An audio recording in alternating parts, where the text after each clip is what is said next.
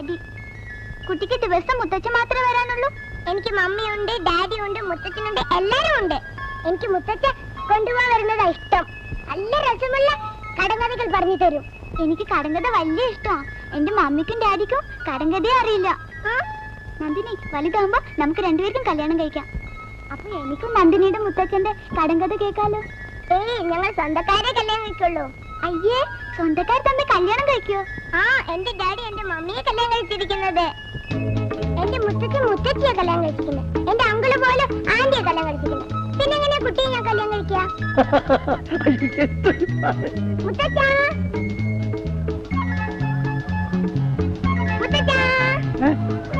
മുത്തച്ഛന് വയ്യാ മോളെ. മുത്തച്ഛന് സുഖമില്ലേ? മുത്തച്ഛന് വയസ്സായില്ലേ? വയസ്സായ അസുഖം വരുമോ?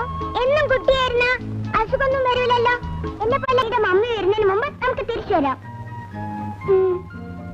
വാ വാ ഉണ്ണിമോളെ. ദേ, ഉണ്ണിയുടെ കത്തിരിക്ക ചേർത്ത് വിളിക്കുന്നു.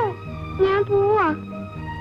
ആ, നമുക്ക് ഉണ്ണിമോളുടെ മമ്മിയെയും എന്റെ ഡാഡിയെയും ഇന്ന് പറ്റിക്കാം കേട്ടാ? എങ്ങനെ? ഉണ്ണിമോൾ എന്റെ ഡ്രസ് ഇട്ടിട്ട് ഇവിടെ നിൽക്കണം. ഞാൻ ഉണ്ണിമോളുടെ ഡ്രസ് ഇട്ടിട്ട് അവിടെ പോകാം. ഉണ്ണിമോൾ പേടിക്കണ്ട കേട്ടോ. വാ വാ.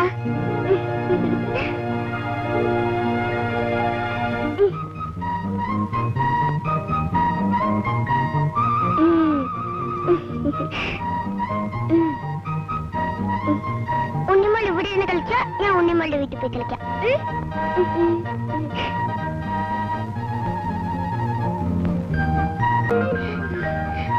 അയ്യോ, ഞാൻ കന്നഡക്കാരെ മറന്നുപോയി.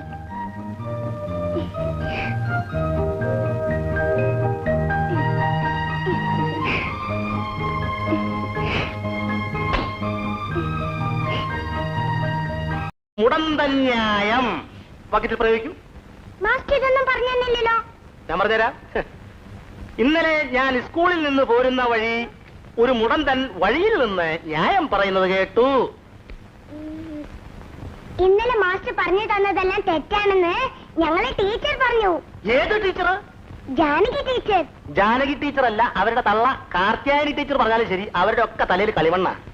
4ാം ക്ലാസ് വരെ പഠിച്ച പാർട്ടിയാ. മലയാളം തന്നെ എനിക്കറിയാൻ മേല, പിന്നെ എങ്ങനെയാ വാക്യത്തിൽ പ്രയോഗിക്കുന്നത്? അതേ മോള് കാര്യം ചെയ്യും. മോള് ടീച്ചറോട് ദിവസവും വൈകിട്ട് ഇങ്ങോട്ട് വരാൻ പറ. ഞാൻ തന്നെ അവർക്ക് നല്ല ട്യൂഷൻ കൊടുക്കാന്ന് പറ കേട്ടോ. വായിക്കേ വായിക്കേ വായിക്കേ വായിക്കേ.